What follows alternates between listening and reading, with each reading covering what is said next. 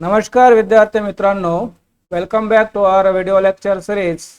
आणि आज आपण BA सेकंड इयरचे विद्यार्थी सेम 4th साठी इंग्लिश कंपल्सरी मधलं unit 3 basics of communication skill in English यामधलं पहिलं ॲडवर्ब म्हणजे क्रियाविशेषण अर्थात ग्रामरचा काही भाग शिकण्याचा प्रयत्न करणार आहोत। कंपल्सरी इंग्लिश मधला ग्रामरचा हा भाग आहे युनिट नंबर 3 मध्ये। तर व्हिडिओ लेक्चरच्या माध्यमातून ग्रामर समजावून सांगणं ते फार काही सोपं नाही आणि म्हणून ते तुम्हाला समजेल की नाही याबद्दल मला डाऊट आहे। तरी आपण प्रयत्न करून पाहू। जर या व्हिडिओ लेक्चरच्या माध्यमातून इंग्लिश ग्रामर जर तुम्हाला समजून घेता आलं तर ठीक, अदरवाइज मग तर काही आपल्याकडे दुसरा वे नाही। तर चला हे सुरू करून पाहू आपण व्हिडिओ लेक्चर ग्रामरचा भाग ॲडवर्ब्स। सगळ्यात आधी आपण ॲडवर्ब म्हणजे काय हे समजून घेणं गरजेचं आहे।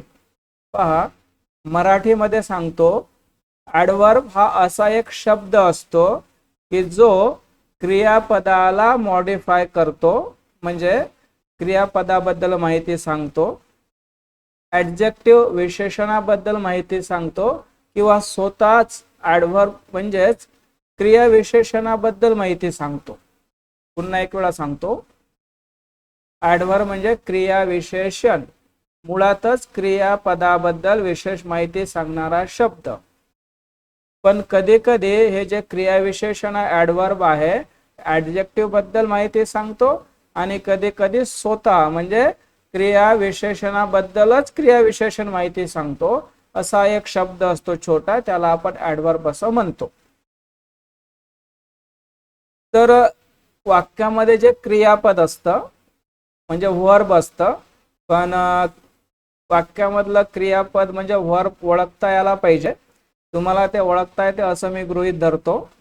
जर क्रियापदाला केव्हा, कोठे, कसा, किती, किती प्रमाणात असा प्रश्न विचारल्यावर जे उत्तर येते त्याला ॲडवर्ब म्हणजे क्रियाविशेषण असं म्हणतात। उदाहरणार्थ, राम जोरात चालतो। चालतो हे क्रियापद आहे, मग त्याला आपण प्रश्न विचारला कसा चालतो, तर जोरात चालतो। म्हणजे जोरात या शब्दानं क्रियापदाबद्दल विशेष माहिती सांगितली आणि म्हणून जोरात हा शब्द झाला क्रियाविशेषण म्हणजे ॲडवर्ब। इंग्लिश मधलं आपण वाक्य पाहू, तुमच्या स्क्रीनवर दिसतंय पहा, ही रन फास्ट। या ठिकाणी रन हे क्रियापद आहे, धावणे। फास्ट जोरात धावतो, ही रन फास्ट म्हणजे तो जोरात धावतो। धावतो कसा धावतो, उत्तर येतं जोरात धावतो, फास्ट धावतो आणि म्हणून फास्ट हे झालं ॲडवर्ब म्हणजे क्रियाविशेषण, कारण त्यानं क्रियापदाला मॉडिफाय केलं। यात क्रियापद कोणतं आहे, रन आहे। दुसरं वाक्य आपण पाहू, ही ड्रँक व्हेरी हॉट कॉफी। तो फार गरम कॉफी प्याला, असा याचा अर्थ होईल। पहा, ड्रँक म्हणजे प्याला, ड्रिंक पिणे हे क्रियापद आहे। हॉट ॲडजेक्टिव्ह आहे, विशेषण आहे। किती हॉट, तर व्हेरी हॉट। या व्हेरी या शब्दानं हॉट या शब्दाला मॉडिफाय केलं, म्हणजे व्हेरी या शब्दानं ॲडजेक्टिव्ह बद्दल माहिती सांगितली। या वाक्यामध्ये व्हेरी हा जो शब्द आहे तो आहे ॲडवर्ब म्हणजे क्रियाविशेषण। तिसरं वाक्य, ही वर्क क्वाइट हार्ड। आता या ठिकाणी वर्क हे झालं क्रियापद, हार्ड हे झालं ॲडजेक्टिव्ह म्हणजे विशेषण, त्याला मॉडिफाय केलं क्वाइट या शब्दानं। किती हार्ड, तर क्वाइट हार्ड, आणि म्हणून क्वाइट हा जो शब्द आहे हा आहे ॲडवर्ब। अशा प्रकारे ॲडवर्ब क्रियापदाला मॉडिफाय करतो, ॲडजेक्टिव्हला मॉडिफाय करतो किंवा स्वतःच ॲडवर्बलाही मॉडिफाय करतो। या शब्दाला आपण ॲडवर्ब असं म्हणतो। याच्यापेक्षा आणखी सोपं जर लक्षात घ्यायचं असेल, जो शब्द क्रियापदाबद्दल विशेष माहिती सांगतो किंवा क्रियापदाला कसा, केव्हा, कुठे असा प्रश्न विचारल्यावर जे उत्तर आपल्याला मिळतं त्याला आपण क्रियाविशेषण म्हणजे ॲडवर्ब असं म्हणतो। टाइप्स ऑफ ऍडव्हर्ब जर लक्षात आपण घेतले तर पेपर मधले प्रश्न सोडवण्याला अतिशय सोपे जातील. समजून सांगण्याचा प्रयत्न करतो. पहिला जो प्रकार आहे ऍडव्हर्ब्स ऑफ मॅनर्स, म्हणजे एखादी गोष्ट कशी घडते याबाबतचे जे शब्द असतात त्याला म्हणतात ऍडव्हर्ब्स ऑफ मॅनर्स. यामध्ये येतं fast, slowly, humbly, bravely, properly, nicely, quickly, swiftly, certainly, badly, well, probably आणि कन्व्हिनियंटली. हे जे सगळे शब्द आहेत यांना म्हणतात ऍडव्हर्ब्स ऑफ मॅनर्स. दिलेल्या वाक्यामध्ये यापैकी एखादा शब्द असेल तर आपण त्याचं उत्तर लिहू शकतो की ऍडव्हर्ब्स ऑफ मॅनर. तर हे शब्द लक्षात ठेवणं गरजेचं आहे. दुसरा प्रकार आहे ऍडव्हर्ब्स ऑफ फ्रिक्वेन्सी, म्हणजे हाऊ ऑफन, एखादी गोष्ट किती वेळा घडते, एखादी कृतिक्रिया किती वेळा केली जाते ते दर्शवणारे शब्द म्हणजेच ऍडव्हर्ब्स ऑफ फ्रिक्वेन्सी. याचे एक्झाम्पल्स आहेत daily, once, often, sometimes, never, twice, always, seldom, firstly, again, frequently, secondly, doubly, occasionally, early. तर या सगळ्या शब्दांना म्हणतात ऍडव्हर्ब्स ऑफ फ्रिक्वेन्सी. दिलेल्या सेंटेन्स मध्ये यापैकी एखादा जर शब्द आला तर आपलं उत्तर होईल ऍडव्हर्ब्स ऑफ फ्रिक्वेन्सी. तिसरा प्रकार आहे ऍडव्हर्ब्स ऑफ टाइम.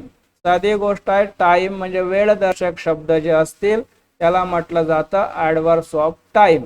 कोणकोणते शब्द? टुडे, आज वेळदर्शक शब्द आहे. ऑलवेज, नेहमी. Early, then. Tomorrow, now. Late, before. yesterday, soon, immediately, ago, daily, presently, already, never, still, afterwards, lately, never, formerly, since, yet. yet म्हणजे अजून, आतापर्यंत. हे सगळे शब्द टाइम म्हणजे वेळदर्शक आहे म्हणून या शब्दांना म्हणतात ऍडव्हर्ब्स ऑफ टाइम. त्यानंतरचा प्रकार आहे ऍडव्हर्ब्स ऑफ प्लेस, म्हणजे जागा, ठिकाण, स्थानदर्शक शब्दाला म्हणतात ऍडव्हर्ब्स ऑफ प्लेस. कुठे एखादी गोष्ट घडते ते दर्शविणारा शब्द. आउटसाइड, बाहेर. Here, in, down, there, out, near, outside, above, either, away, within, below, either, inside, ahead, now here, anywhere, up, backwards.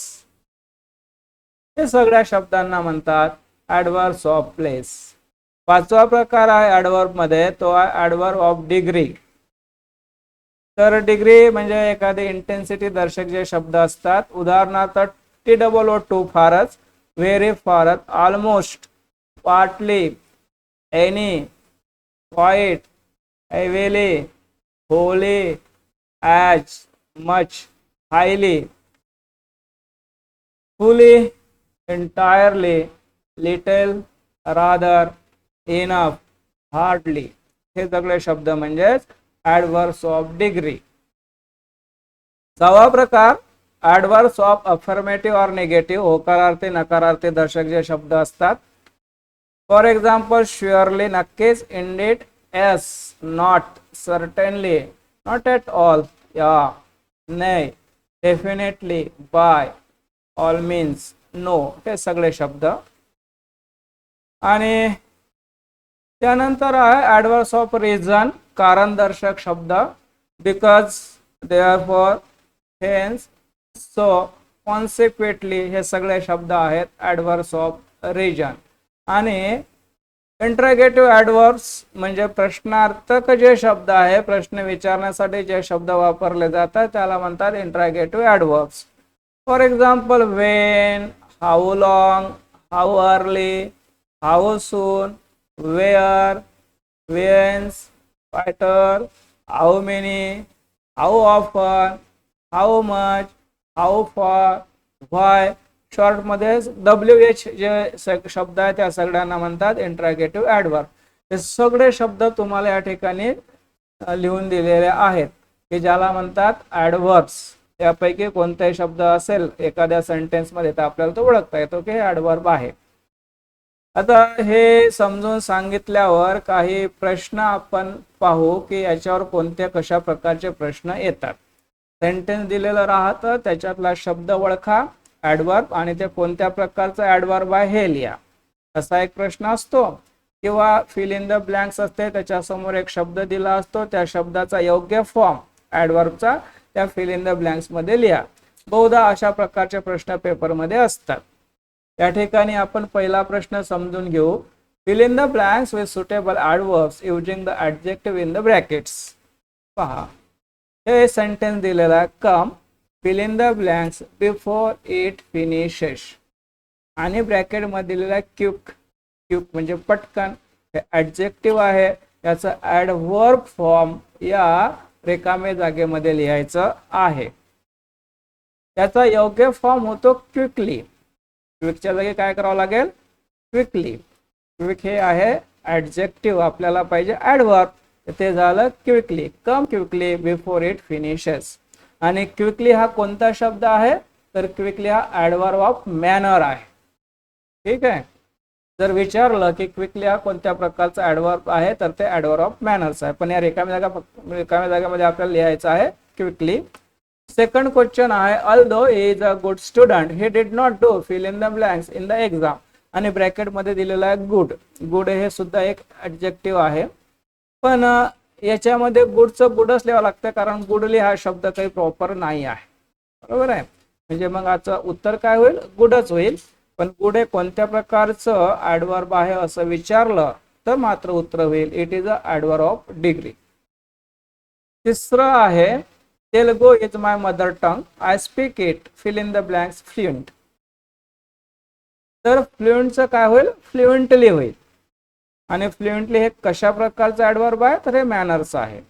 Telugu is my mother tongue I speak it fluently, not fluent. चौथं, he did not complete the course as fill in the blanks as he thought he would.